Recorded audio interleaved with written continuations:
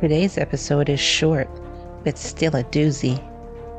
It's a love triangle that'll leave you going, what the? It's the case of Dennis Gibson, right now on Love and Murder.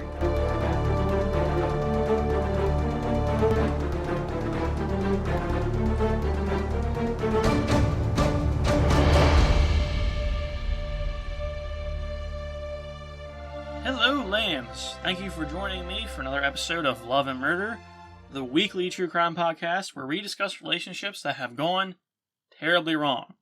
Where our motto is, you're either someone's last love or their first murder. My name is Rick. I am not joined today by a co-host, but do not worry. Kai and I will be back to our usual routine soon enough.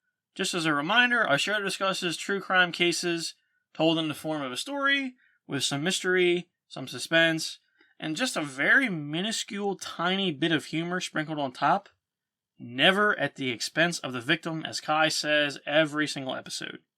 Please subscribe to Love and Murder on whichever platform you're on, and give us a 5-star review right now so that you don't forget.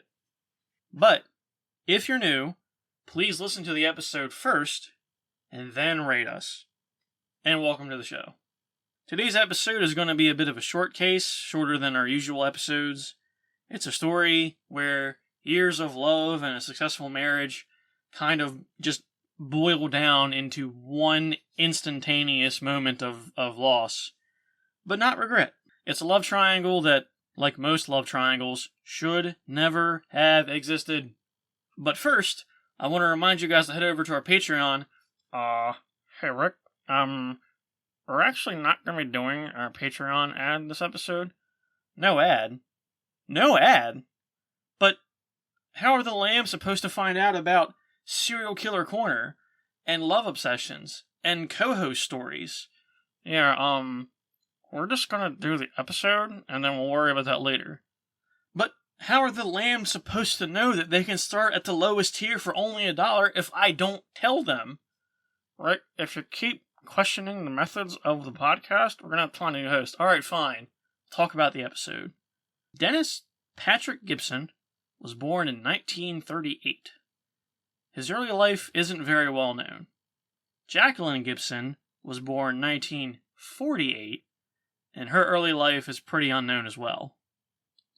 Our story is going to take place in Katy, Texas, which is a suburb of Houston apparently. I've been to Houston before. It's actually a really nice place as far as cities go. And our story begins with the two having already been married. At this point in their relationship, there was never anything bad to report. There was no abuse.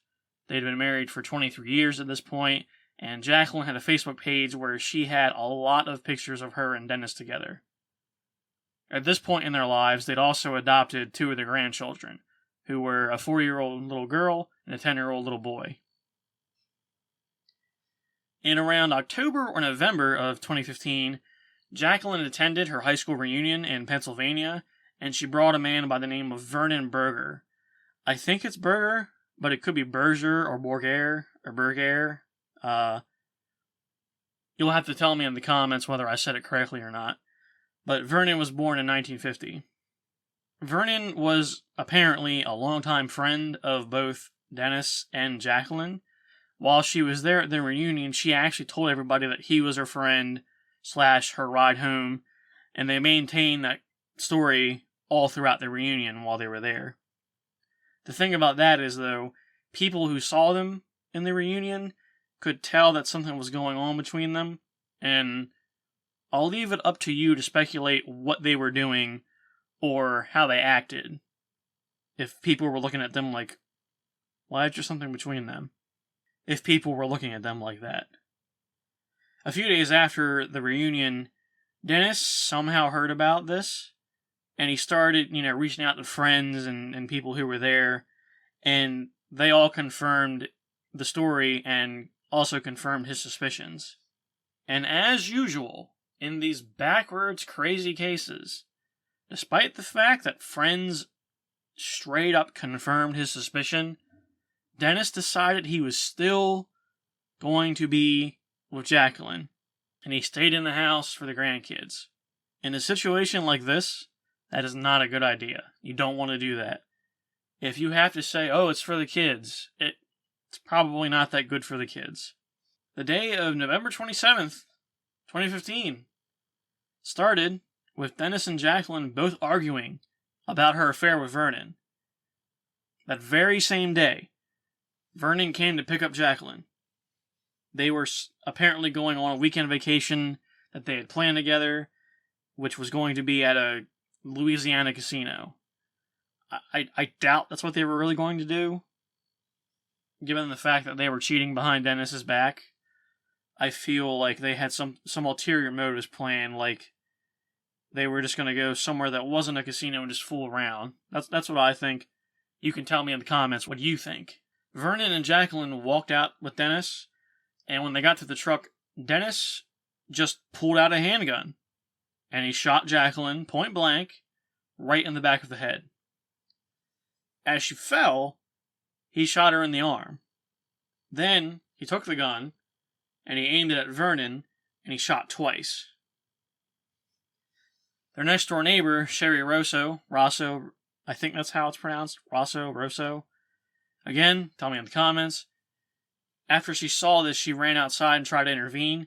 She got the gun from Dennis, and she told him it was best for him to go back inside. That's a brave woman. I would not have done that. I would have called 911, but I don't think that I would have gone out there and intervened. Like, everybody has their own natural reaction and natural thought process during a situation, but maybe she was a really close neighbor. Maybe she didn't believe that Dennis would hurt her. So, or maybe she knew what was going on and she knew that his anger was specifically targeted. We don't really know. You can speculate down in the comments when you leave your comment for us. Sherry said, quote, "You don't want to do this, Dennis." And she also reminded him, you have 2 children in the house that are grandkids. So, I guess this kind of de-escalated the situation for the time being. As both of us can probably guess, the police were called. They arrived, they questioned Dennis. He straight up just admitted to shooting both of them, and he admitted that he had the intent of killing them. They arrested Dennis, took him to the station, and in the car he's yelling out to his grandchildren that he loved them. Once he was in the police car and they were kind of driving away, he yelled out to his grandkids that he loved them. And Dennis's interrogation lasted around 30 minutes. It was all recorded. Dennis didn't show any remorse. There was a lot of on and off screaming, a lot of anger. He cursed a lot. He called Vernon a, quote, slimy snake in the grass. He was not holding back. And he was making it obvious that he was angry and didn't regret what he did. We joke a lot on LAM about how the murderer always pleads not guilty. Well, Dennis straight up pled guilty, and his trial was on January 8th, 2016, at the Fort Bend County District Court. Jacqueline had survived the gunshot to the head, and she recounted the whole episode to police. Chief Domestic Violence Prosecutor Chad Bridges had a closing statement, and he said, quote, "It was not the defendant's life to take. Engaging in an extramarital affair is not justification for the defendant taking the law into his own hands and shooting his victims. The remedy for infidelity is divorce, not death. The defendant made a choice and must suffer the consequences of his actions."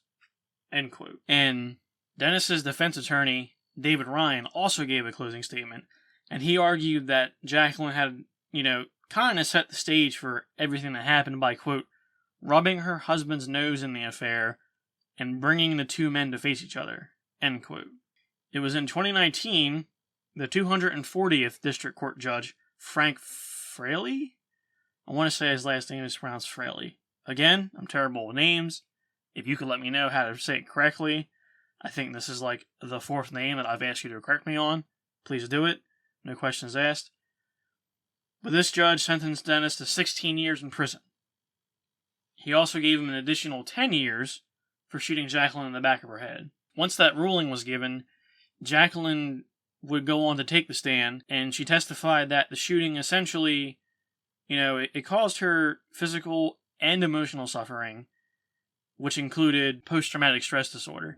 And post-traumatic stress disorder, PTSD, is often attributed to violent experiences, like anything that gives you a heavy mental or emotional toll. She said, quote, "I have many bad memories and scars that will last forever. But you didn't kill me. You didn't break my spirit. You didn't take my will to live. The past does not define my future, and I want you to spend the rest of your life in prison." End quote. So defense attorney Ryan, he spoke out and said that he thought the sentencing for Dennis was fair, but he also saw Dennis as a victim as well. He said, quote, "I had no problem with him getting prison time for his actions. He could have gotten a divorce lawyer, he could have stayed away, and the solution was not to grab a gun and shoot people. But the lack of responsibility for everybody else involved in this situation was stunning. She really doesn't believe she did anything wrong." End quote. Dennis has to serve half of his sentence, and then he'll be considered for parole. As of today, Dennis is currently in prison. Jacqueline is still alive and has divorced him. Vernon died as a result to his gunshot wounds, and nothing is known about the grandkids. That is our extra super short case about Dennis Gibson. I want to know what you guys think about the case overall, and I also want to know how you felt about what the defense attorney said. And I also want to know what you think of what his defense attorney said.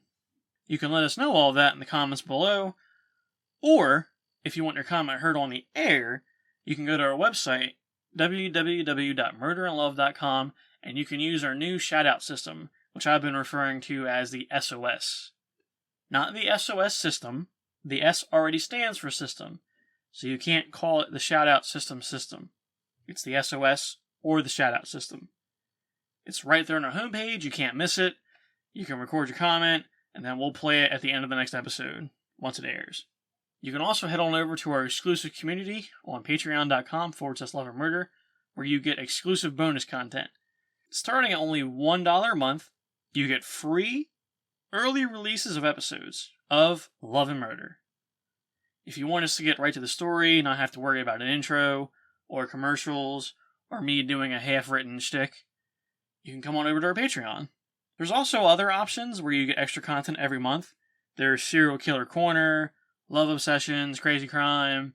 We do Getting to Know the Host stories, where we talk about personal stories or just topics that we find interesting. We're working on having you guys play some games with us, and there's so much more to come. Kai always says that the best bang for your buck is at the $5 and above tiers, and I tend to agree with her, so please, come on over. We would love to have you. If you like the episode, head on over to Apple Podcast or Spotify and rate us 5 stars. You can also download Good Pods and rate us on there too. You can say whatever you want in the description, but it helps bring us up in the charts. That way other people like you can find us. We are on social media at facebook.com/relationshipcrime, Instagram at loveandmurderpodcast, and you can join our Facebook fan group by searching Love and Murder fan page in Google or Facebook, or by simply clicking the link that will be in the show notes. You can find our awesome merch by going to our website, www.murderandlove.com, and clicking Our Shop in the menu above. And an easy and very free way to help us out is just by sharing the episode. Share with your friends, share with your family, share with your enemies, share with everybody. And as always, I end each episode by reminding you that you should lock your doors at night. What? Oh, hold on. I'm being reminded that there's more to that. Oh, right. It's all love and no murder.